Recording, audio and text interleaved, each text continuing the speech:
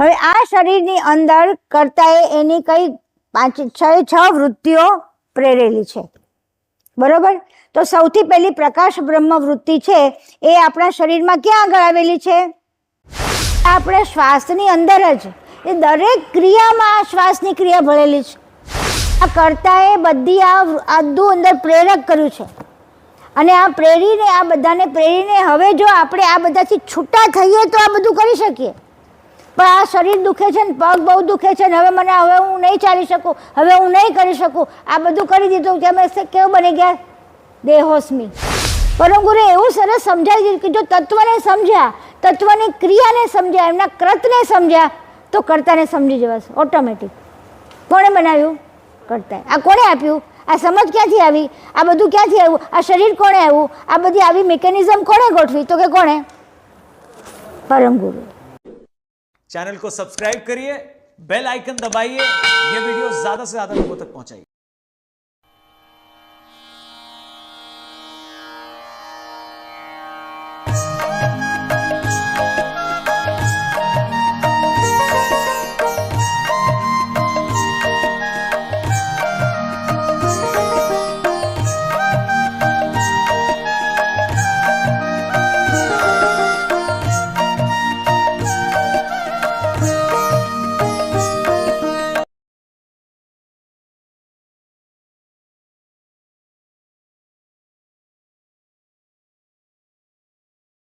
श्रीमंत सागर महाराज की जय, महान तपस्वी रघुराम महाराज की जय, आनंद जी महाराज की जय, श्री जी महाराज की जय, कैवल नाम की जय।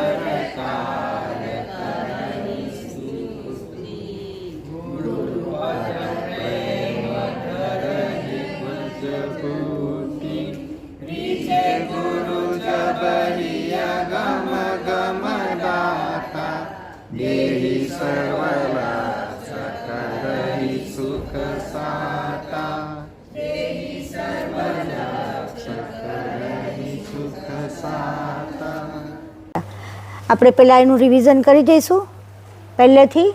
ચલો, પહેલી વૃત્તિ એના એક એક પછી વારા ફરતી બોલો. 3 ચક્ષસ તત્વો. હા સોરી 3 મહાતત્વો. ક્રમમાં બોલવાનું. અવિકાસ, કુંભસ્થ અને વિકાસ. ચક્ષસ તત્વો. વર્જ્ઞાન કાળ વર્જ્ઞાન અનંત કાળ. હા. ઈચ્છાવૃત્તિ. ઈચ્છાવૃત્તિમાં પહેલા નિરંજન ના કેટલા તત્વો? એમાં પોતે હા. પછી એમાં સૌથી પહેલું પહેલું નિરંજન. અવ્યકૃતમાંથી આનંદ પ્રકાશ. આનંદ તત્વ કારણ અને હા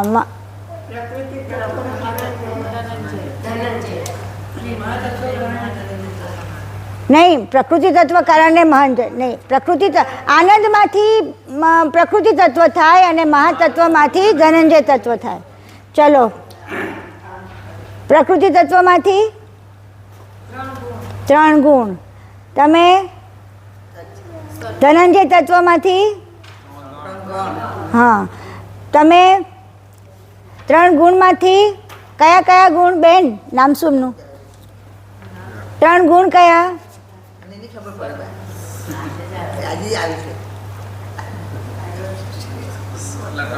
ચાલો 3 ગુણો કયા કયા? પહેલા તમોગુણ, રજોગુણ, તત્વગુણ, સત્વગુણ, રજોગુણ, અચેત ગણ, સ્વકાશ ગણ અને અહંકાર. અલંકાર ગણ, પછી અહંકાર ગણ, પછી નહીં તમોગુણના 10 કાળ. હવે તમારે જોવું તો જો, હવે જોવાની છૂટ. 10 કાળમાં પછી એની આગળ રજોગુણની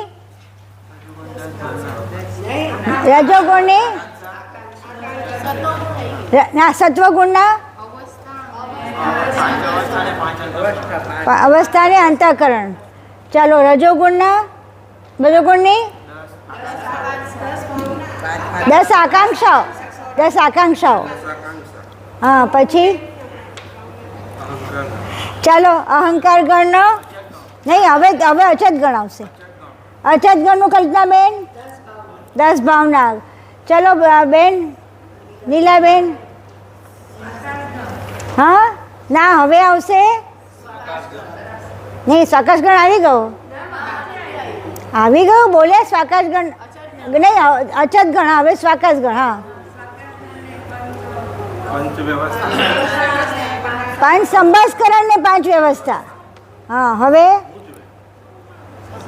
અહંકાર ગણ. અહંકાર ગણના 5 ભૂત ને 5 માત્રા. એ તો બોલ્યા, એ બોલ્યા. હવે 5 અહંકાર ગણના 5 ભૂત અને 5 માત્રા. 5 માત્રા. હવે ચાલો સૌથી પહેલા તમોગુણના કાળો. 10 કાળ બોલવા મળો એક પછી એક. કામના કાળ, પછી હા પૃથક કાળ, પછી અજ્ઞાન કાળ, પછી સ્વભાવ કાળ, પછી દ્વેષ કાળ, પછી આક્રાંત, પછી આશ્ચર્ય, પછી હા રાગસ નહીં વિપરીત. પહેલા વિપરીત રાગસ અને વૃદ્ધિઅંત કાળ. Very good. ચાલો આ તો બરોબર, બહુ ફાઇન છે બાબુ. ફરીથી એકવાર બધા જ બોલીએ એટલે બધા યાદ રહી જાય. પહેલું કામના, પછી પૃથક, પછી અજ્ઞાન, પછી સ્વભાવ, પછી દ્વેષ, પછી આક્રાંત, પછી આશ્ચર્ય, પછી વિપરીત, પછી રાગસ અને વૃદ્ધિઅંતકાર. ફરીથી કામના, પૃથક, અજ્ઞાન, સ્વભાવ, દ્વેષ, આક્રાંત, આશ્ચર્ય, વિપરીત, રાગસ અને વૃદ્ધિઅંતકાર. Very good. ચાલો હવે કોના? સત્વગુણ. ચલો 5 અવસ્થા. પહેલા અંતઃકરણ. પહેલા અંતઃકરણ બોલો. નચિત, ચિત્ત, બુદ્ધિ અને મન. Very good. હવે અવસ્થા.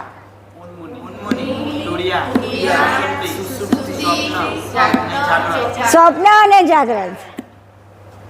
ચાલો હવે આકાંક્ષાઓ. હવે ભાઈ તું નહીં બોલ.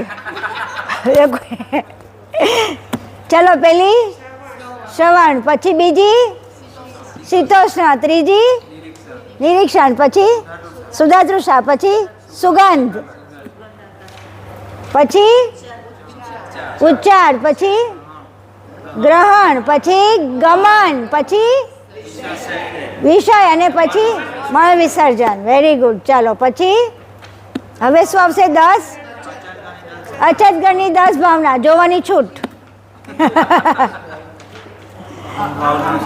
ચલો પેલી અહમ ભાવના, બીજી સ્તંભ ભાવના. આમાં છે ને મહેશભાઈ બહુ સરસ એક ગણપતિનું કરાવ્યું હતું, યાદ છે ને? તો એ ગણપતિને યાદ કરવાના. ચલો પહેલાં એને પહેલાં લાવ્યા એટલે શું કર્યું?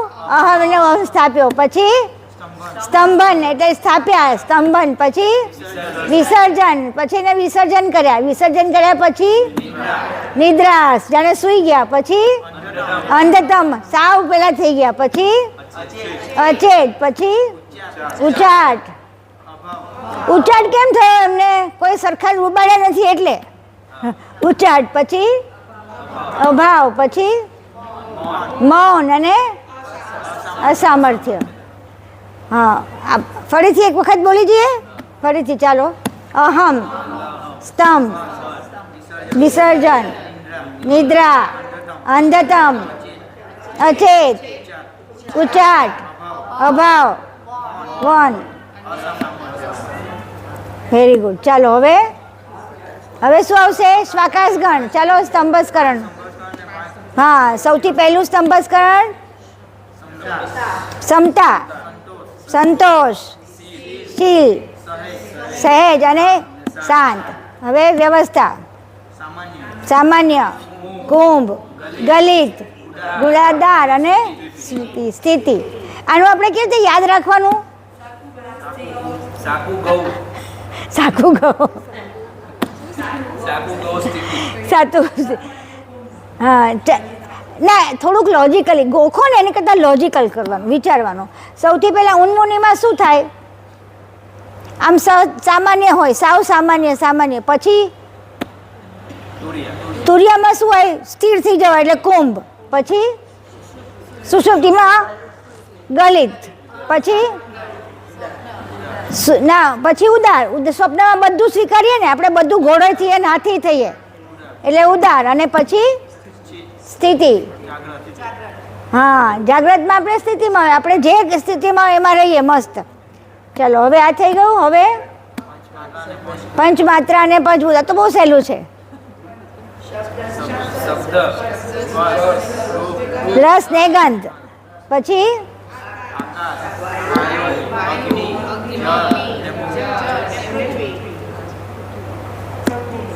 પૃથ્વી કે ભૂમિ, જે કેવું હોય તે. ચલો આટલા 84 તત્વો. હવે આપણે સૌથી પહેલાંથી શરૂ કરીએ. સૌથી પહેલી પૃથ્વી. ચાલ ઊભો થઈ જા. એ તું જ લખી છે, તને યાદ રહેશે. થોડુંક તું લખજે, થોડું તું લખજે એટલે બધા. બસ તો પછી ક્યાં સાથે. ચાલો પૃથ્વી તત્વ. અને એમાંથી એનો કયો સૌથી પહેલો દેહ બન્યો? સ્થૂળ દેહ. ચાલો સ્થૂળ દેહના 5 તત્વોના વિભાગો બોલો. સ્થૂળ દેહમાં સૌથી કહી દઉં છું, મોડે જ કહી દઉં છું પહેલાં, એટલે સ્થૂળ દેહ 10 વિભાગોનો બનેલો છે. અને પૃથ્વી તત્વ એમાં મુખ્ય છે એટલે એના કેટલા ભાગ થશે? 6 ભાગ. અને બાકી બધાના 1 ભાગ, બરાબર 10 એમ લખી નાખ. પહેલાં પૃથ્વી તત્વ મોટા અક્ષર કર, કંઈ વાંધો નથી. હા, એના કેટલા ભાગ? 6 ભાગ. લખશો ને એટલે બરાબર યાદ છે. 6 ભાગ. નીચે લખ. હા, હું એક વખત બતાવી દઉં તને. જો પૃથ્વી તત્વ 6 ભાગ, બરાબર. વત્તા અહીંયા ઉપર પૃથ્વી પછી કયું તત્વ આવશે? એના બધાનો એક. હા, એ બધાનો 1 ભાગ.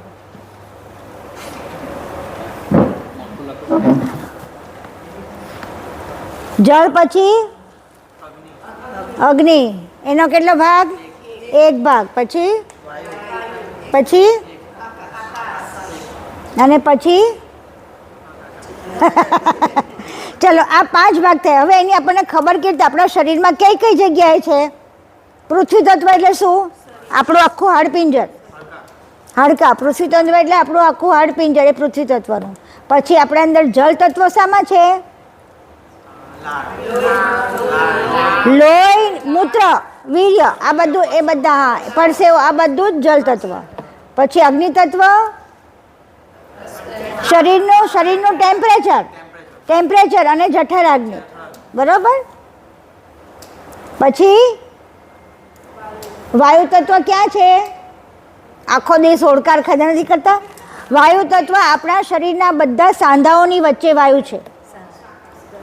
અને બધી જગ્યાએ પાછો આકાશ તો બધે જ છે. જેટલી જગ્યામાં જગ્યા છે બધેમાં આકાશ છે. બરાબર 10. આ 10 તત્વ મુખ્ય થયા, બરાબર. હવે સ્થૂળ શરીર 2 ગુણ અને ગણનું બન્યું છે. કયા?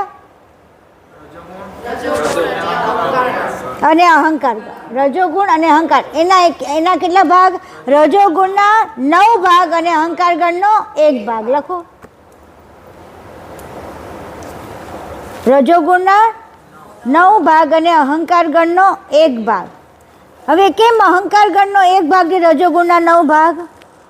કારણ કે શરીરને ચલાવવા માટે રજોગુણમાં શું શું મૂક્યું છે? થોડુંક આ બધું છે ને આપણને યાદ રહે એટલા માટે લોજિક, તર્ક આપણી અંદર બરોબર પાક્કો થવો જોઈએ. આપણું શરીર બનેલું છે એની અંદર કોનું બનેલું? કર્મેન્દ્રિય અને જ્ઞાનેન્દ્રિય. આકાંક્ષાઓ કોની છે? કર્મેન્દ્રિય અને જ્ઞાનેન્દ્રિય. એને ચલાવવા માટે થઈને જે તત્વો છે એનો 1 ભાગ છે. પણ મુખ્ય કામ કોનું છે?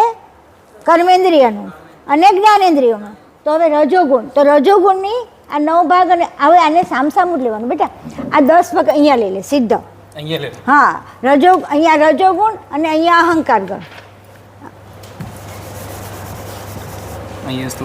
હા, બરાબર 10. ના, સ્થૂળ દેની જરૂર નથી. હા, આખો સ્થૂળ દે તો આખો જ આવશે. આ આખું બંધારણ છે સ્થૂળ દેનું, એકલો આ જ નહીં, બરોબર. કુલ 70 તત્વોનું સ્થૂળ દે છે, સમજાયું? એટલે હવે આપણે રજોગુણના 5 પહેલા લેવાના છે. હવે તમે જુઓ આમાં ચોપડીમાં બધાને પહેલામાં કરાવું. પાનું નંબર છે સ્થૂળ દેહનું બંધારણ ક્રિયાવૃત્તિ અનુસાર. નંબર તો અહીંયા દેખાતો નથી. નંબર 1, 2, 3, ચોથા પાનાની અંદરની સાઈડ પર છે, જુઓ.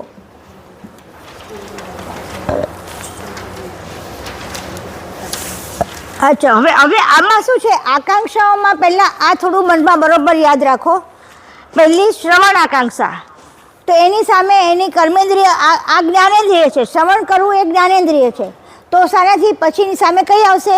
ઉચ્ચાર આકાંક્ષા. હા, તો શ્રવણ આકાંક્ષાના 5 ભાગ. આ બધા લખો પોતાની નોટમાં. ખુશ્બુ, આ લખવાનું છે. આ લખશો તો યાદ રહેશે, સમજાયું? તું નથી લાવી તો ભાવિને તું લખી નાખ. હા, નહીં, નહીં, આ જો હવે શ્રવણ આકાંક્ષા. ક્ષા બરાબર છે ને? હા, હા, સવર્ણ નો જ આવે. ઉભો રહેજો, હું તને આમ કરાવું. ક્ષત્રિય ના વત્તા અહીંયા આગળ, વત્તા અહીંયા આવશે ઉચ્ચાર આકાંક્ષા. હવે આખું લેવાનું.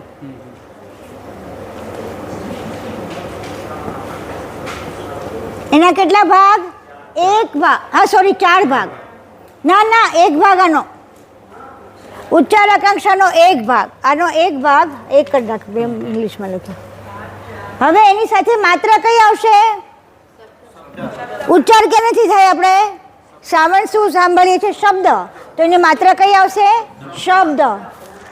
તો એની માત્રા કેટલા આવશે? એના ભાગ 4 વત્તા 4, હા, બરાબર 10. બરોબર. હવે બીજી આકાંક્ષા કઈ? શ્રવણ પછી કઈ આવશે? શીતોષ્ણ. હવે આ સમજો, શ્રવણ એટલે કઈ કોની છે? આકાશ તત્વની.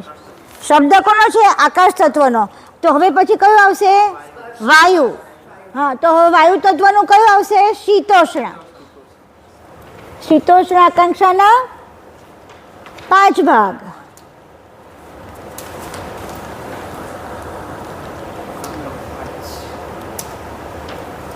હા, વત્તા 1 કયો આવશે એની સામે? ઠંડુ ગરમ કેવી રીતે લાગે આપણને? અડીએ તો લાગે ને, પકડીએ તો લાગે ને કે આ ઠંડુ છે ને આ ગરમ છે. તો ગ્રહણ આકાંક્ષા, ગ્રહણ એટલે પકડવું, તો ગ્રહણ આકાંક્ષાનો 1 ભાગ વત્તા વાયુની માત્રા કઈ? સ્પર્શ. સ્પર્શ માત્રાના કેટલા ભાગ? 4 ભાગ, બરાબર 10 ભાગ. હવે કયું આવશે શીતોષ્ણ પછી? નિરીક્ષણ. કેવી રીતે? પેલું આકાશ, પછી વાયુ, પછી અગ્નિ. અગ્નિ સારા છે, આંખમાં છે, એટલે નિરીક્ષણ આકાંક્ષા વત્તા કે જોઈને જઈએ આપણે, આમ નામ તો પગ મૂકીએ જ નહીં, જોયા વગર પગ એટલે ગમન આકાંક્ષા. એના કેટલા ભાગ? 1 ભાગ. પછી રૂપ માત્રા, જોવાનું શાનાથી થાય? રૂપ માત્રાથી, એટલે 4 બરાબર 10. હવે ચોથી શુદ્ધાતૃષા. હવે આ કેવી રીતે? ભૂખ તરસ ક્યાં લાગે? જળ તત્વમાં, બરોબર, એટલે શુદ્ધાતૃષા. હવે આમ નામ તો શુદ્ધાતૃષા ને ઠંડુ પાણી પીવું છે, ગરમ પાણી પીવું છે, બિસ્લેરી પાણી પીવું છે, પછી ખાવું છે તો શું? રોટલો ખાવો છે, રોટલી ખાવી છે, ગુલાબજાંબુ ખાવા છે, ખમણ ખાવા છે, જે ખાવું હોય તે. એ બધી વિષય, એનો વિષય એ આપણે કોઈ પણ આપણે વિષય પસંદ કરીને ખાતા પીતા હોઈએ છીએ, એટલે વિષય આકાંક્ષા. અને એની કયું આવશે? રસ માત્રા. હા, 5 વત્તા 1 બરાબર રસ માત્રાના 4 ભાગ બરાબર 10.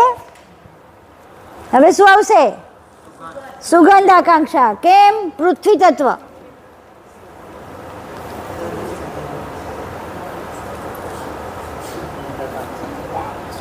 હા, હવે એનું મળ વિસર્જન 1. આવું કેવું મૂક્યું? સામે સુગંધની સામે મળ વિસર્જન, આવું કેવું મૂક્યું? બરાબર, કે આવું કેમ કર્યું તમે? તો કે એના વગર છૂટકો જ નથી. કેમ? તો કે ગંધ છે એ પૃથ્વીનો ગુણ છે. હવે પૃથ્વી એ સુગંધ એટલે અન્નને ખાવા માટે શું જોઈએ? એક સુગંધ જોઈને કોઈ પણ વસ્તુને સૂંઘીને આપણે ખાતા હોઈએ. કૂતરું પણ એક સૂંઘીને ખાતું હોય છે. અન્ન છે હંમેશા સૂંઘવાની વસ્તુ છે, એટલે શું થયું? સુગંધ, ગંધ માત્રા છે. અને પૃથ્વી તત્વમાંથી જ બધું અન્ન ઉત્પન્ન થાય છે. એટલે એ પૃથ્વી તત્વનું આ આપણે અત્યારે આપણે લઈ રહ્યા છીએ, આ પૃથ્વી તત્વ એનું આ મૂળ તત્વ છે. મળ વિસર્જન, સુગંધ અને ગંધ માત્રા. પૃથ્વી તત્વની માત્રા કઈ છે? ગંધ. હવે આ કેટલા તત્વો થયા ગણો જો. આ 70 તત્વોનો આ સ્થૂળ દેહ બન્યો, બરાબર. ટોટલ 70 તત્વો. હા, આ તત્વનો સ્થૂળ દેહ બન્યો. આ લખી નાખીએ, સ્થૂળ દેહ બન્યો આખો. આ આખું આ સ્થૂળ દેહનું બંધારણ છે.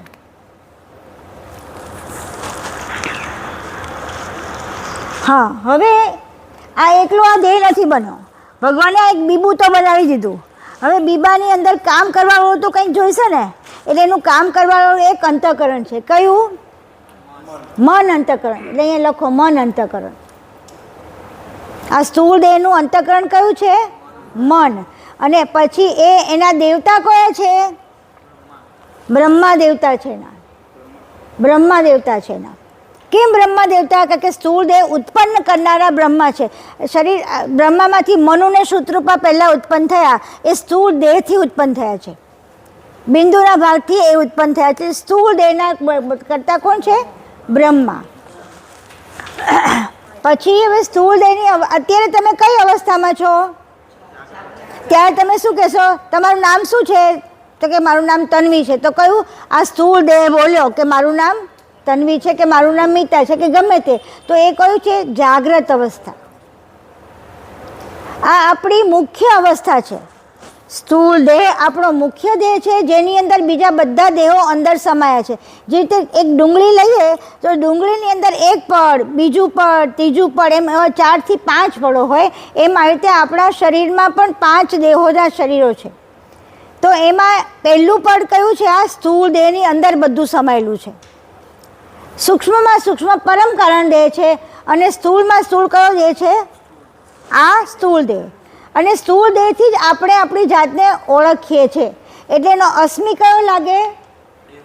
દેહોસ્મિ. દેહોસ્મિ.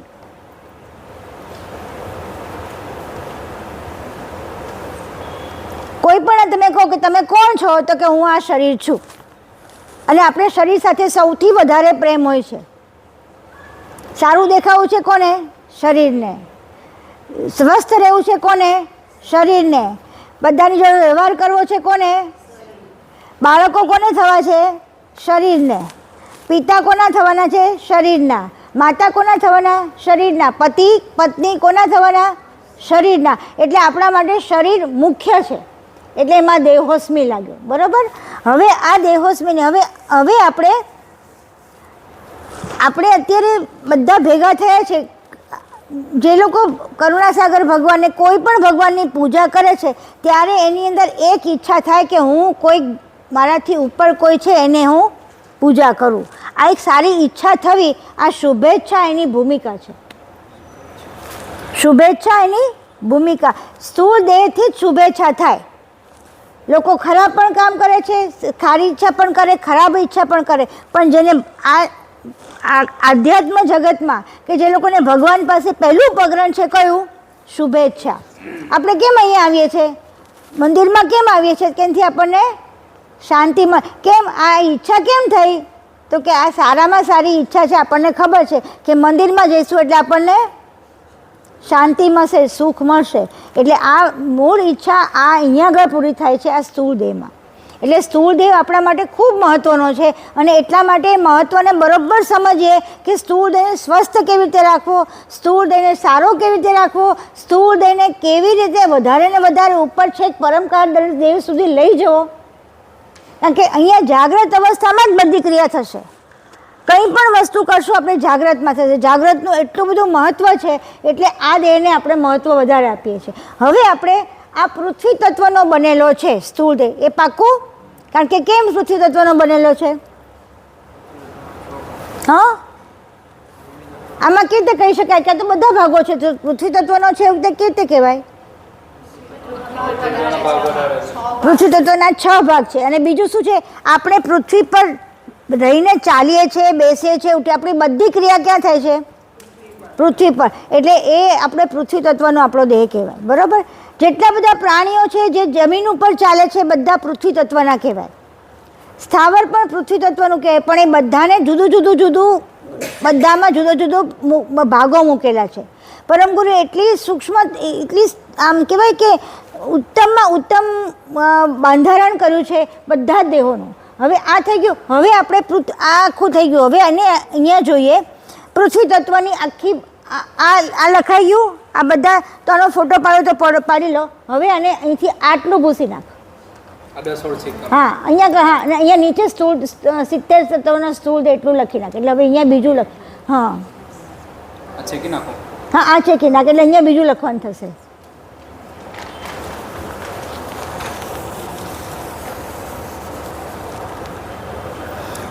હવે આ પૃથ્વી તત્વથી આપણી અંદર બધી જ ક્રિયાઓ પૃથ્વી તત્વના આ સ્થૂળ શરીરમાં થાય છે. જોવાની ક્રિયા સ્થૂળ શરીરથી. કોનાથી થાય છે? આંખોથી. એ કઈ આકાંક્ષાથી થાય છે? નિરીક્ષણ ને રૂપ માત્ર. આનાથી થાય છે.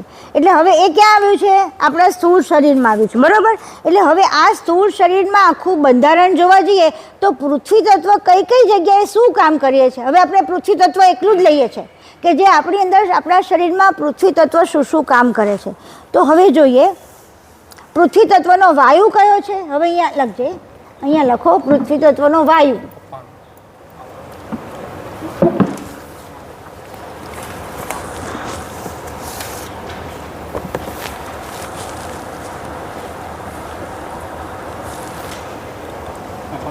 હા, આ અપાન વાયુ છે. આ અપાન વાયુ કામ શું કરે?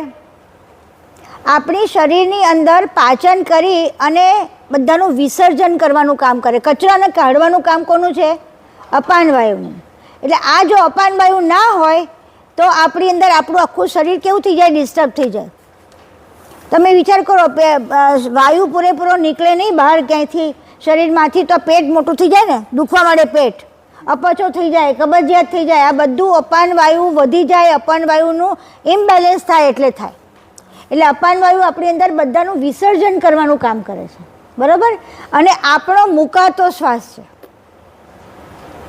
આપણો દરેક મનુષ્યનો મુકાતો શ્વાસ અપાન વાયુનો છે. અને આ અપાન વાયુ જો ઉપર ચડી જાય તો માથે દુખી જાય, આ અપાન વાયુ અહીંયા ચડે તો પેટમાં દુખે, આ અપાન વાયુ અહીંયા દુખે તો છાતીમાં દુખે. એટલે આ અપાન વાયુને નીકળવાનું કામ પાછળ ગુદાસ્થાનેથી છે, કારણ કે એનું સ્થાન કયું છે? જો હવે આપણે જોઈએ. હવે આની ઇન્દ્રિયો કઈ, પૃથ્વી તત્વની ઇન્દ્રિયો કઈ? ગ્રહણેન્દ્રિય કઈ છે? નાક, સુગંધ આપણે સૂંઘીએ. અને ત્યાગેન્દ્રિય કઈ છે? અહીંયા લખો ગ્રહણેન્દ્રિય. ગ્રહણ ઇન્દ્રિય કઈ છે? નાક. અને ત્યાગેન્દ્રિય કઈ છે? ગુદા. એટલે વાયુ ગુદા દ્વારા નીકળી જાય, એ બધામાં એ નીકળી જાય ત્યારે જ આપણને શાંતિ થાય. એટલે આ અપાન વાયુ કામ કોનું છે? ગ્રહણ છે એ નાક, અને વિસર્જન ત્યાગેન્દ્રિય.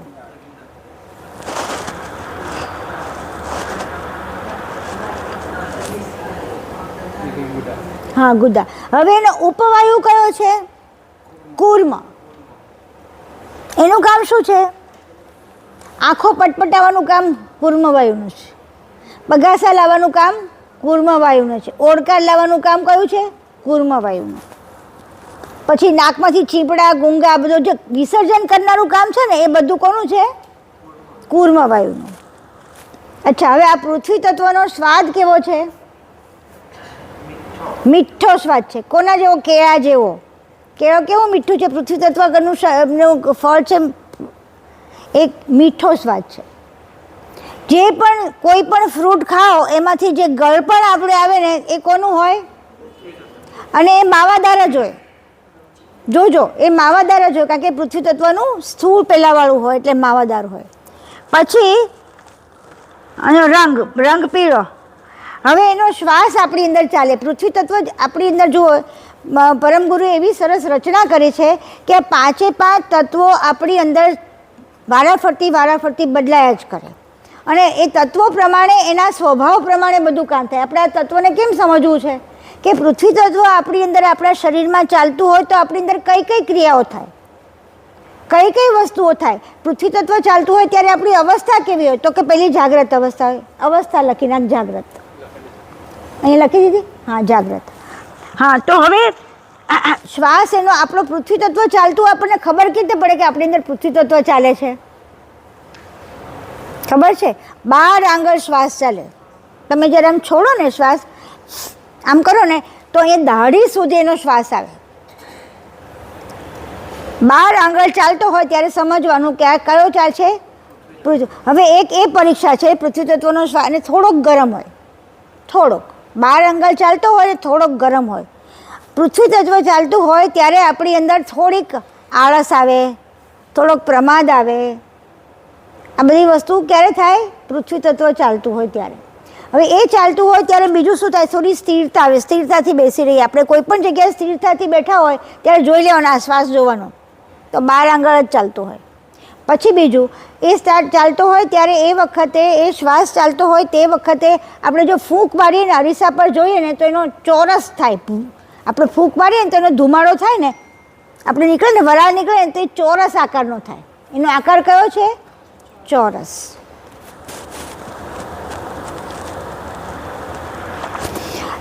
હવે આખા કીધું ને કે આપણો શ્વાસ વારાફરતી પૃથ્વી તત્વ ચાલે. પૃથ્વી તત્વ ચાલે ત્યારે પૃથ્વી તત્વનો શ્વાસ ચાલે. એટલે એ શ્વાસ કેટલો ચાલે? 1 કલાકમાં 20 મિનિટ ચાલે. 20 મિનિટ શ્વાસ કોનો ચાલે? 1 કલાકે 20 મિનિટ, દર કલાકે 20 મિનિટનો શ્વાસ પૃથ્વી તત્વનો ચાલે. અને 24 કલાકમાં 300 શ્વાસ ચાલે. એ કેવી રીતે? એનું કોન્ફિગરેશન આખું જુદું છે. એનું થોડુંક પેલું સેટ કરીને થાય છે, કારણ કે એમાં ચક્રનો શ્વાસ પણ આવે, વચ્ચેનો બીજા બધા તત્વોનો શ્વાસ પણ આવે. એટલે આપણે 1 કલાકમાં 20 મિનિટ એ લખો મુખ્ય, બરાબર? પછી હવે એની માત્રા કઈ છે? ગંધ. ગંધ માત્રા છે એટલે શું થાય કે કોઈ પણ જગ્યાએ સુગંધ આવતી હોય ત્યારે સમજી લેવાનું કે અહીંયા પૃથ્વી તત્વ છે. આપણે અનાજમાં તો આપણે કંઈ પણ રાંધતું હોય એટલે આપણને ખબર પડે કે આજે આ બને છે, આ બને છે. પણ ફૂલોમાં પણ સુગંધ આવતી તો કોની છે? કોઈની પણ જગ્યાએ દુર્ગંધ આવતી હોય તો કોની છે? પૃથ્વી તત્વની. એટલે ત્યાં પૃથ્વી તત્વ છે એટલે ત્યાં આગળ દુર્ગંધ છે કે સુગંધ છે, એટલે એ પાકું કરી લેવાનું કે અહીંયા સુગંધ છે માટે અહીંયા પૃથ્વી તત્વ છે. પછી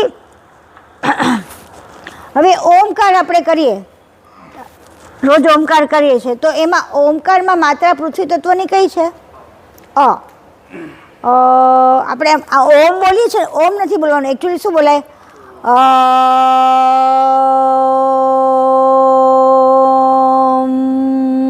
આમ બોલાય.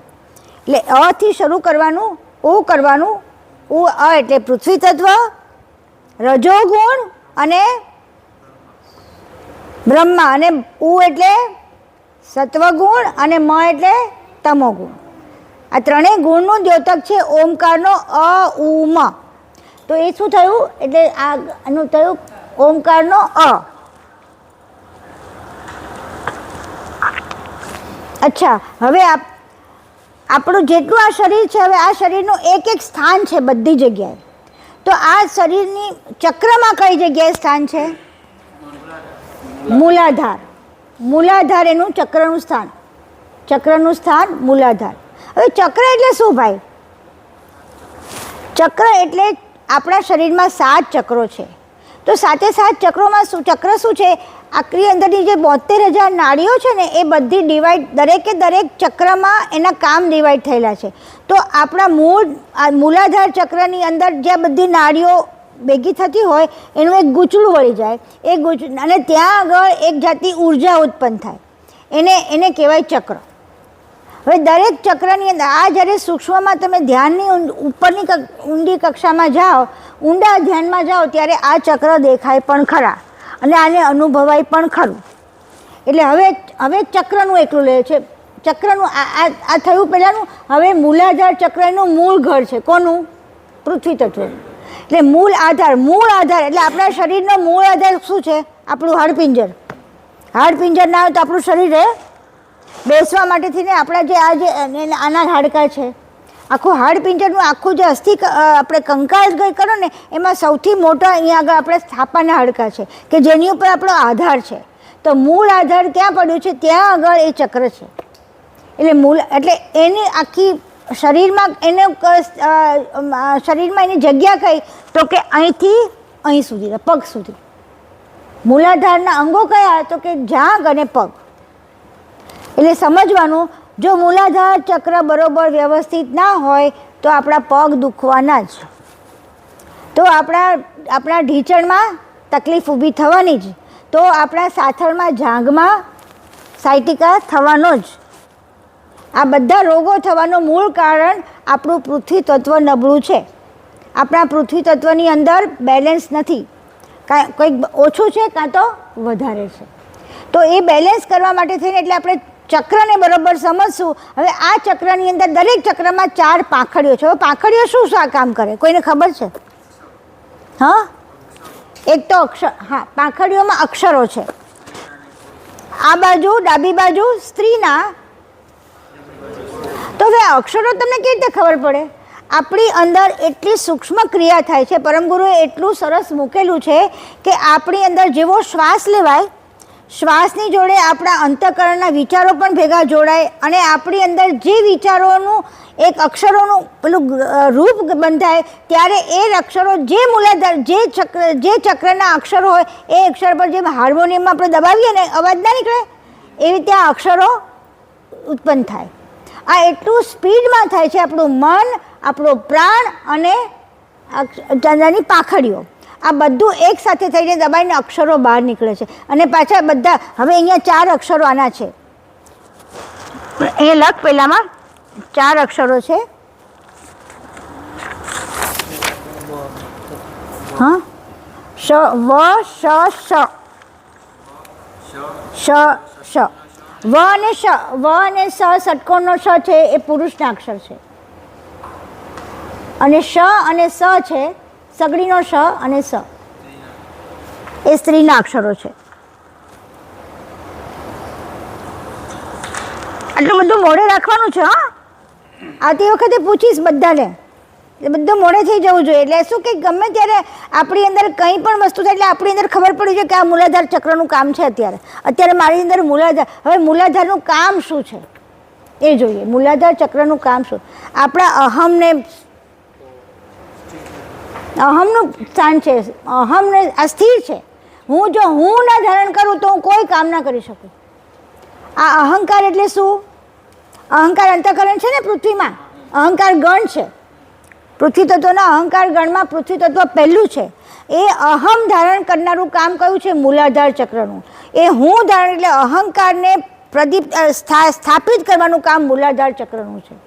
હવે આ અહંકાર મૂલાધાર ચક્ર વધારે ખુલી ગયો તો તમારો અભિમાની થઈ જાઓ તમે, અને બધામાં હું કરું થઈ જાઓ. આ બરોબર બેલેન્સ હોય તો હું કરું, બધું હું કરું, પણ મને કોણ કરાવે છે? પરમ ગુરુ કરાવે છે, એટલે હું કરું છું. તો મારું કરવાપણું કોને હિસાબે રે? પરમ ગુરુને કે ભગવાન કરાવે છે, જેને જે શ્રદ્ધા હોય એ પ્રમાણે. કારણ કે આ તો બધા આખે દરેક મનુષ્યમાં છે. એવું નથી કે તમારામાં જ છે કે મારામાં જ છે, બધામાં છે આ વસ્તુ. તો જેનો જેની પર જે ઈષ્ટ હોય એને એમ કે આ ભગવાન કરાવે છે, પણ એ ભગવાનનું કરાવવાપણું કોના હિસાબે છે? આ મૂલાધાર ચક્રના હિસાબે. એ એક્ટિવેટ હોય તો. હવે મૂલાધાર ચક્ર જેવું ડાઉન થયું એ તમે ડિપ્રેશનમાં ગયા. કેમ? હું તો કાંઈ છું જ નહીં, મને તો કોઈ ગણતું જ નથી, મને તો કોઈ મારી સામે નથી જોતું. આ બધું જે થાય ને એ કોને હિસાબે થાય? આ મૂલાધાર ઇમ્બેલેન્સ થઈ ગયું, પૃથ્વી તત્વ ઇમ્બેલેન્સ થઈ ગયું. આ બધી જ વસ્તુ, એટલે આ બધું જ જોવાનું આવે ને પછી એને આપણે અંશ હોય શું કરે? આ બધું જ. કારણ કે હવે હું તમને અંશ તરફ લઈ જાઉં છું. આ તો આખું આપણું શરીર છે. હવે આ શરીરની અંદર કરતાંય એની કંઈ 5-6 વૃત્તિઓ પ્રેરેલી છે. બરાબર? તો સૌથી પહેલી પ્રકાશ બ્રહ્મ વૃત્તિ છે એ આપણા શરીરમાં ક્યાં આગળ આવેલી છે?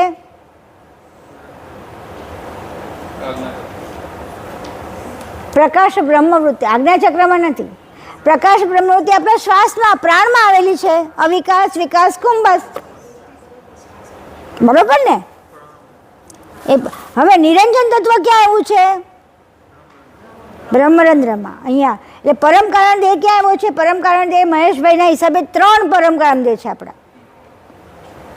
એ પરમ કારણ દેહ સૂક્ષ્મ થતાં અહીંયા સુધી આવે. આ પરમ કારણ દેહ છે ત્યાં આગળ અંશને રહેવાનું સ્થાન છે, બ્રહ્મરંધ્ર છે અહીંયા આગળ. એટલે જુઓ, આ દેહમાં જ છે બધી વસ્તુ. હવે દેહમાં પ્રકાશ બ્રહ્મવૃત્તિ કરતા એ પ્રેરી દીધી. હવે એના હિસાબે આપણી અંદર પ્રાણ મૂકો, પ્રાણ પુરાયો. બરાબર? પ્રાણ આવ્યો. હવે પ્રાણની અંદર હવે એ પ્રાણે શું કામ કર્યું? આખા શરીરમાં ફેલાવાનું કામ કર્યું ને, બધી જગ્યાએ આખા શરીરને ચેતનવંતું કરવા માટે કોણ છે? પ્રાણ જવાબદાર છે. અને હવે પ્રાણ આવ્યો પછી બીજી કઈ વૃત્તિ કરતાની? સંજમભોગ વૃત્તિ ક્યાં આગળ છે? ચક્ષસત્વમાં. ચક્ષસત્વના ક્યાં આગળ આવેલા છે? અવિકાસ. મેં સમજાવેલું છે, અવિકાસ, કુંભસ્થ અને વિકાસમાં. કેવી રીતે? કોઈ સમજાવશે? મેં કીધેલું હતું. વર્ગ જ્ઞાન ચક્ષસત્વ કોની સાથે જોડાયું છે? અવિકાસ સાથે. શ્વાસ લઈએ અને કંઈ પણ જોઈએ એટલે આપણે વર્ગ જ્ઞાન થાય કે નહીં? હું શ્વાસ લઈને જોઉં છું. કોને જોઉં છું? તને. તો તન્વીને જોયું એટલે મારું વર્ગ જ્ઞાન થયું. પછી તન્વી સાથે મારે કંઈ બોલવાનું છે તો મારે એની સાથે વ્યવહાર કરવાનો છે, તો ત્યાં મારું શું થયું? આનંદ થયું. એટલી વાર શ્વાસ ત્યાં આગળ રહ્યો, પછી મારું કામ પૂરું થઈ ગયું, એટલે કાળ થઈ ગયું અને મારો શ્વાસ બી ત્યાં આગળ. એટલે આપણે શ્વાસની અંદર જ એ દરેક ક્રિયામાં શ્વાસની ક્રિયા ભળેલી છે. દરેક ક્રિયામાં શ્વાસની ક્રિયા ભળેલી છે. એટલે વર્ગ ચક્ષસત્વ બધામાં ભરેલું છે, પણ આપણી અંદર અહીંયા આગળ ભરેલું છે. બરાબર? હવે ત્રીજી ઈચ્છાવૃત્તિ. ઈચ્છાવૃત્તિમાં 72 તત્વ આપણી અંદર ભર્યા છે કે નથી ભર્યા? આ પેલો સ્થૂળ દેહમાં કયું તત્વ થયું? નહીં, 72 તત્વનું નિરંજન તત્વ તો અહીંયા આવી ગયું, પછી અવ્યાકૃત તત્વ અહીંયા આવી ગયું. હવે સત્વ રજ તમો તમારી અંદર છે કે નહીં? એટલે પહેલો દેહ કયો થયો? રજોગુણનો દેહ, સ્થૂળ દેહ. પહેલો દેહ, આ સ્થૂળ દેહમાં રજોગુણ આવેલો છે. હવે આ સ્થૂળ દેહની અંદર તમોગુણ પણ છે, સત્વગુણનો એની અંદર સ્થૂળ દેહની અંદર સમાયેલો કોણ છે? સૂક્ષ્મ દેહ. એ કોનો છે? સત્વગુણનો. એની અંદર ત્રીજો સમાયો છે કયો? કારણ દેહ. એ કોનો થયો? તમોગુણ. પછી પ્રાણની અંદર સમાયો છે કોણ? અવ્યાકૃત તત્વ, મહાકારણ દેહ. એનાથી આપણી ઉર્જા, આપણને વાઇબ્રેશનનો જે અનુભવ થાય છે, ઉર્જાનો અનુભવ, એ કોનો છે? મહાકારણ દેહ. અને પછી આપણે બધાની અંદર એકદમ વ્યાપી જઈએ છીએ, બધું આપણે આખા શરીરની અંદર વ્યાપ થયેલો છે આકાશ તત્વનો. એ કોનો દેહ છે? નિરંજન તત્વ. એ બધાને ખેંચી રાખે છે અહીંયા આગળ. એ મહાકારણ, પરમ કારણ દેહ. તો આ બધા દેહ આ સ્થૂળ દેહની અંદર જ આખા ઓતપ્રોત છે. હવે આ થયું આ સ્થૂળ દેહ. હવે આ સ્થૂળ દેહની અંદર થોડુંક ઇમ્બેલેન્સ થશે તો આ બધું જ ઇમ્બેલેન્સ થશે કે નહીં? તો આપણને ખબર નથી પડતી કે આપણો પરમ કારણ દેહ કયો, મહાકારણ દેહ કયો, કારણ દેહ કયો, સૂક્ષ્મ દેહ કયો. પણ આ દેહની ખબર પડે છે બધાને. અને એટલા માટે મહત્વનો છે કે જો આને બરાબર સમજશું તો પછી ધીમે ધીમે આગળ બધા દેહની સમજ પડશે. એટલે સ્થૂળ દેહને વધારે ને વધારે સમજવાનો છે. એક આપણી પાસે રોલ મોડેલ છે. સ્થૂળ દેહ કેવું છે? Role model. એ બરાબર તમે સમજી જશો એટલે પછી બીજા બધા દેહો તમે ધીમે ધીમે સમજાવવા માંડશે. એટલે આને અત્યારે બરાબર સમજવા માટે થઈને આપણે આ બધા હવે આ ચક્રને સમજીએ. આ ચક્રની અંદર હવે આ ચક્રનો રંગ કેવો છે? પીળો. કેમ પીળો રંગ? પૃથ્વી તત્વનો રંગ આમાં પીળો લખ્યો છે, એ લખવાનો રહ્યો છે, લખ્યો ને? હા, તો એનો રંગ પીળો છે. એટલે આ ચક્રનો રંગ કેવો છે? પીળો. અચ્છા, એની પાંખડીઓ 4 છે. કયા? આ 4 અક્ષરોની પાંખડીઓ છે 4. પછી આ ક્યાં આગળ પડ્યું છે? તો આપણે પ્રાણાયામ કરીએ છીએ ને ત્યારે ઓમ કહીને પછી જે અંદર કાઢીએ છે ને, શ્વાસ આખો કાઢી નાખીએ ત્યારે આપણે અહીંયા અંદર એક ખેંચાય છે, મૂલાધારમાં ખેંચાય છે. જ્યાં ખેંચાઈને જ્યાં શ્વાસ રોકાઈ જાય છે ને એ મૂલાધાર ચક્ર. એનું ધ્યાન કરવાની જગ્યા એ છે. આ શ્વાસ રોકી દીધો, આ ઓમકાર કર્યો, શ્વાસ રોક્યો, પછી ત્યાં આગળ એને એ પોઈન્ટને પકડી રાખો. પછી ત્યાં તમારી વૃત્તિ લઈ જાઓ અને ત્યાં આગળથી એનો મંત્ર એનો બીજ મંત્ર છે લમ. આ બધાનો એક બહુ સરસ સમજાવેલું છે. આખા 7 ચક્રનો એના બીજ મંત્ર છે, એનું નામ છે લવેરિયા હુઆ. યાદ રાખી દો, એકદમ સહેલું છે. લવેરિયા હુઆ. લમ એટલે કોનો? મૂલાધાર. વમ એટલે કોનો? વમ એટલે કોનો? સ્વાધિષ્ઠાન. રમ એટલે કોનો? ર, મણિપુર. પછી હમ, અનાહત. પછી લવેરી ય એટલે યમ, અનાહતનો યમ. અને વિશુદ્ધિનો હુઆ, હમ અને ઓમ. આ બધાના મંત્રો બીજ મંત્રો છે. આ બીજ મંત્ર કરવાથી તમારું એ જે ચક્રમાં ઓછું છે એ બધું બેલેન્સ થઈ જાય. આ બધું કોને આ કર્તાએ બધી આ અંદર પ્રેરક કર્યું છે. અને આ બધાને પ્રેરીને હવે જો આપણે આ બધાથી છૂટા થઈએ તો આ બધું કરી શકીએ. પણ આ શરીર દુખે છે ને, પગ બહુ દુખે છે ને, હવે હું નહીં ચાલી શકું, હવે હું નહીં કરી શકું, આ બધું કરી દીધું. તમે કેવું બની ગયા? દેહોસ્મી બની ગયા. હવે આ તમે બધું જાણતા હો અને જોઈ શકો તો તમે શું થઈ ગયા? અંશ થઈ ગયા, ઓટોમેટિક થઈ ગયા કે નહીં? આ દેહના દુઃખમાં હવે તો મને દુખે છે એટલે આ કોના હિસાબે દુખે છે? આ પૃથ્વી તત્વ. આ પૃથ્વી તત્વનું ઇમ્બેલેન્સ થયું. હવે મને આ સાથળ દુખે છે તો અહીંયા મારે ખાવા પીવામાં કંઈક ફેરફાર કરવો પડશે. તો આ બધી જ વસ્તુ જેવા છૂટા પડો એટલે તમે આ દેહોસ્મીથી તો છૂટા પડી ગયા. અને હવે જાણ કોની આવી? પરમ ગુરુની જાણ. હવે તમે માનો કે ના માનો, પરમ ગુરુ તમારી જોડે આવી ગયા, અંશ થઈ ગયા. આવી રીતે આખો દિવસ જોતા રહેવાનું. એક એક વૃત્તિને જોતા રહીએ, એક વસ્તુને જોતા રહીએ એટલે આપણે કે ઓટોમેટિક પરમ ગુરુએ એવું સરસ સમજાવી દીધું કે જો તત્વને સમજ્યા, તત્વની ક્રિયાને સમજ્યા, એમના કૃતને સમજ્યા તો કર્તાને સમજી જવાશે ઓટોમેટિક. કોણે બનાવ્યું?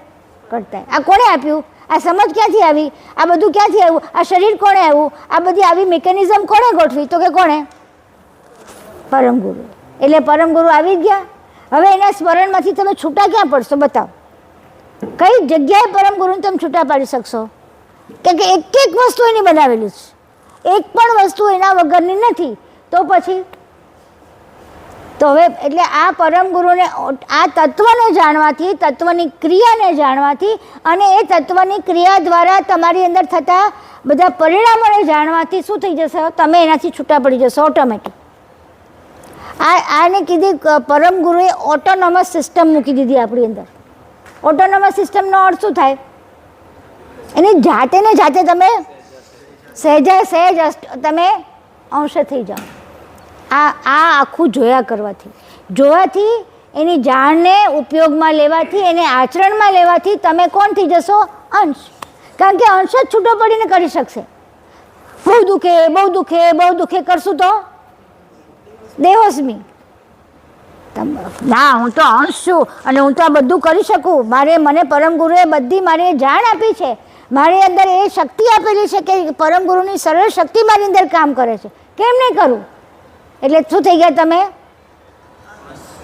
એટલે આવી રીતે આપણે આવું જાણીને ઉપયોગમાં લઈને છૂટા પડતા જવાનું. શરીરથી દેહોસ્મી થશે, પછી મન આવશે, પછી અંતઃકરણ, પછી બીજો દેહ આવશે. એ રીતે છૂટા પડતા જવાનું. હવે આપણે આગળ બીજું જોઈએ. હવે આ બધું બધાએ લખી નાખો ને તો વધારે સારું છે. આ બધાને તમને ઉપયોગમાં આવે એવું છે. આજે હવે હું કરાવું છું તે હવે જોઈએ છે. પૃથ્વી તત્વના અભ્યાસથી 8 ગુણો ડેવલપ થાય તમારી અંદર. જે રઘુરામજી મહારાજે મુદ્રાઓ કરી, 5 મુદ્રિકાઓ. એક મુદ્રિકા એમણે પૃથ્વી તત્વની જે સાધી ભૂચરી, એ મુદ્રિકા દ્વારા એમની સિદ્ધિ પ્રાપ્ત કરી. તો કઈ સિદ્ધિ પ્રાપ્ત થાય? આપણે સિદ્ધિ પ્રાપ્ત નથી કરવી, પણ આપણી અંદર એ તાકાત આવી જાય, કારણ કે પરમ ગુરુએ મૂકેલું છે. પણ આપણે એ સિદ્ધિને પ્રાપ્ત કરીને શું કરવાનું? પરમ ગુરુની જાણ મેળવવાની. આપણે એ સિદ્ધિનો ઉપયોગ નથી કરવાનો. આપણે એ દ્વારા, હવે ધારો કે હું એક જ વસ્તુ કહું, અહીંયા આગળ કઈ સિદ્ધિ છે? જો એમ કે સૂક્ષ્મ શરીર ધારણ કરી શકો. તમે સૂક્ષ્મ શરીર ધારણ કરી શકો જો પૃથ્વી તત્વને તમે સાધી લો તો. એનો મંત્ર, એની મુદ્રા, એ બધું કરીને તમે પૃથ્વી તત્વને સાધી શકો તો તમારા પૃથ્વી તત્વથી થતા બધા રોગોથી બચી જાઓ પહેલાં. પછી પૃથ્વી તત્વથી સૂક્ષ્મ શરીર ધારણ કરે એટલે શું? સૂક્ષ્મ શરીર ધારણ કરવું એટલે શું? તો કે હું આ દેહ નથી. એટલે તમે શું થઈ ગયા? ઓટોમેટિક.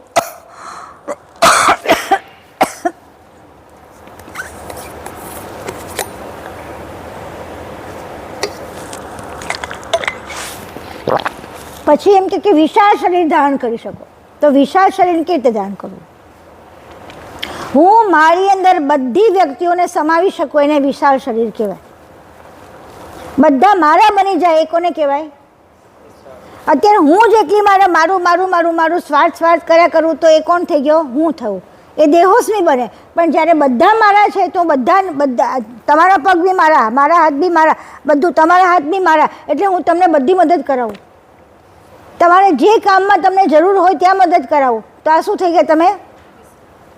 તો આ પૃથ્વી તત્વને સાધવાથી તમારી અંદર આ વિશાળતા આવે.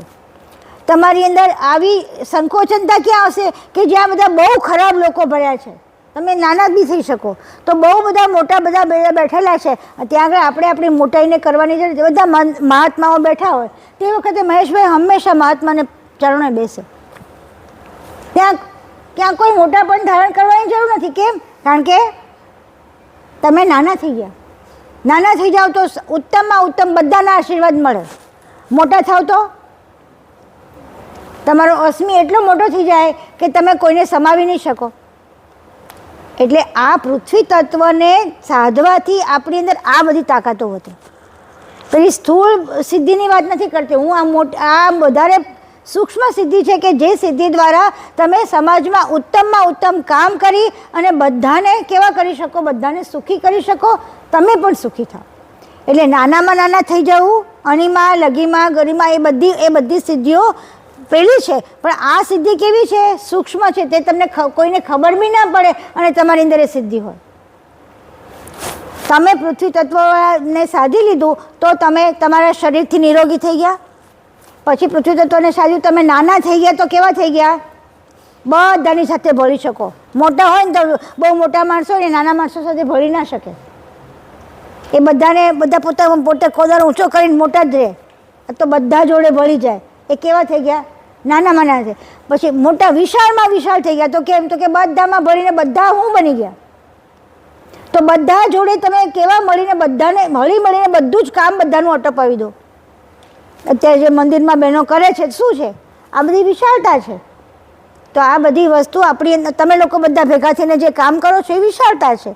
આ પૃથ્વી તત્વ પરમ ગુરુની સેવા કરતાં કરતાં આ પૃથ્વી તત્વ ઓટોમેટિક સજાઈ જાય. એટલું બંધ કરી દે બેન. હવે શું કીધું? હવે કીધું બાળક અવસ્થા પ્રાપ્ત કરવી. બાળક અવસ્થા પ્રાપ્ત કરવી એની બીજી સિદ્ધિ છે. તો કે નાના બાળક જેવા બની જવું. કેવા? નિર્દોષ, સ્વચ્છ. બાળકને કોઈ દિવસ કોઈ પાસેથી કંઈ લેવું કરવું એવું કશું હોતું નથી. એવા શુદ્ધ અને સ્વચ્છ બની જાઓ. તો કે બાળક જેવા બની જાઓ. યુવા અવસ્થા પ્રાપ્ત કરવી એટલે તમે આ પૃથ્વી તત્વ સધાઈ ગયું તો તમે કેવા થઈ ગયા? તમારા હાડકાં મજબૂત, તમે વૃદ્ધ જ ના થાવ એવા તમે. હવે એ સધાઈ ગયું. તમારે કોઈ આગળ તમે એમ કીધું કે મારે વૃદ્ધ થઈ જવું છે તો વૃદ્ધ બી થઈ શકો. એ દરેક દેહ તમે ધારણ કરી શકો એવી તાકાત આમાં છે, પૃથ્વી તત્વમાં. હવે આપણે આ બધી વસ્તુ કરવા માટે આ પૃથ્વી તત્વ નથી સાધવું.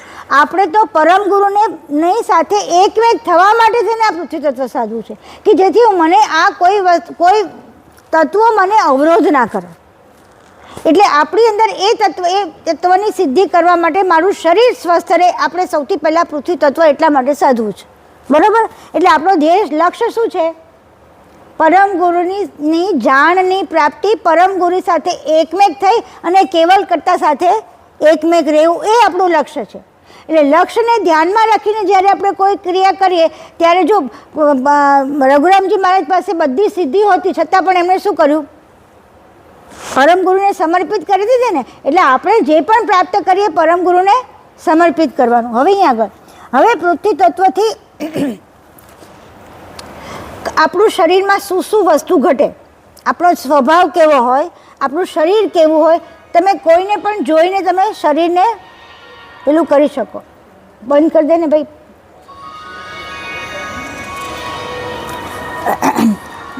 પૃથ્વી તત્વના રોગ અને તેનું શમન. હવે આ તમારે લખવાનું છે બધાએ.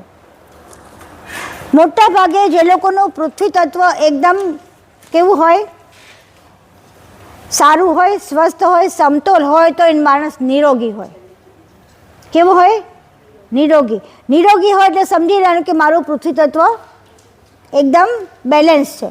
હવે આગળ વાત કરીએ. એનું અસંતુલન થયું તો શું થાય? તો તાવ આવે. પહેલો તો તાવ, પછી શ્વાસનો રોગ થાય, શ્વાસનો રોગ થાય, પછી ગુમડા નીકળે, પછી ડાયાબિટીસ થાય, પછી અરુચિ થાય. અરુચિ એટલે આપણે ખાવાનું ભાવે નહીં. પછી અગ્નિમાંદી એટલે શું કહેવાય કે ભૂખ ના લાગે, અપચો થાય, ગેસ થાય, કબજિયાત થાય, આંતરડામાં નબળાઈ થાય, ભૂખ ના લાગે, હાડકાનો રોગ થાય, પછી ફેફસાનો રોગ થાય, પછી ખરજવું થાય, પછી વાળ ઉતરે, પછી સડો થાય, ક્યાંક કે ક્યાંક ઇન્ફેક્શન લાગે, સડો થાય. આ બધી વસ્તુ પૃથ્વી તત્વનું અસંતુલન થાય ત્યારે થાય. અને હવે ઝાડા, ઉલટી, કોલેરા, કૃમિ, કઠોદર, પાંડુરગ આ બધી વસ્તુ થાય તો પૃથ્વી તત્વ નબળું પડી જાય. નબળું હોય નહીં, નબળું પડી જાય. એ ધારો કે આપણને ઝાડા ઉલટી થયા તો આપણી અંદર વીકનેસ આવી જાય છે ને, તો આપણે એટલે એ નબળું પડી જાય, તો પૃથ્વી તત્વ નબળું પડી જાય. એટલે તો શું કરવાનું, તો કે પૃથ્વી તત્વ માટે પ્રાણાયામ કયા, હવે એ હું તમને બતાવું છું શું કરવાનું શું નહીં કરવાનું. આટલી બધી વસ્તુ થાય. અને સૌથી મોટામાં મોટા 2 દુર્ગુણો છે પૃથ્વી તત્વના, આળસ અને પ્રમાદ. પ્રમાદ એટલે શું, જે કરવાનું હોય ના કરીએ અને ન કરવાનું કરીએ એને કહેવાય પ્રમાદ. અને આળસ એટલે કરીએ જ નહીં કશું,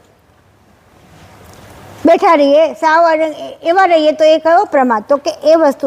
હવે આનું શમન કરવા માટે શું કરવાનું, પૃથ્વી તત્વને બેલેન્સ કરવા માટે શું કરવાનું. તો સૌથી પહેલાં પૃથ્વી તત્વ આપણું ક્યાં આગળ છે, મૂલાધારમાં છે. તો નીચેના જે બધા પ્રાણાયામ છે કયા કયા, સૌથી પહેલો કાઢવાવાળો, અપાન વાયુને કાઢવાવાળો પ્રાણાયામ કયો કરવાનો, કપાલભાતિ. એને કપાલભાતિનો પ્રાણાયામ સૌથી વધારે કરવાનો. કપાલભાતિ સાથે બીજો અનુલોમ વિલોમ કરવાનો. પછી એની સાથે કયો, ભસ્ત્રિકા પ્રાણાયામ, કે જેથી તમારી અંદર આ તમારું મૂલાધાર બરોબર જાગૃત થાય. પછી બીજા શું કહેવાય, આસનોમાં જે તમારા નીચેના ભાગમાં જેટલા પગના ભાગ જેટલા બધા આસનો છે એ બધા પગના આસનો એમાં કરવાના. પછી કબજિયાતને એને ન થાય એના માટે થઈને હંમેશા પાણી વધારે પીવાનું.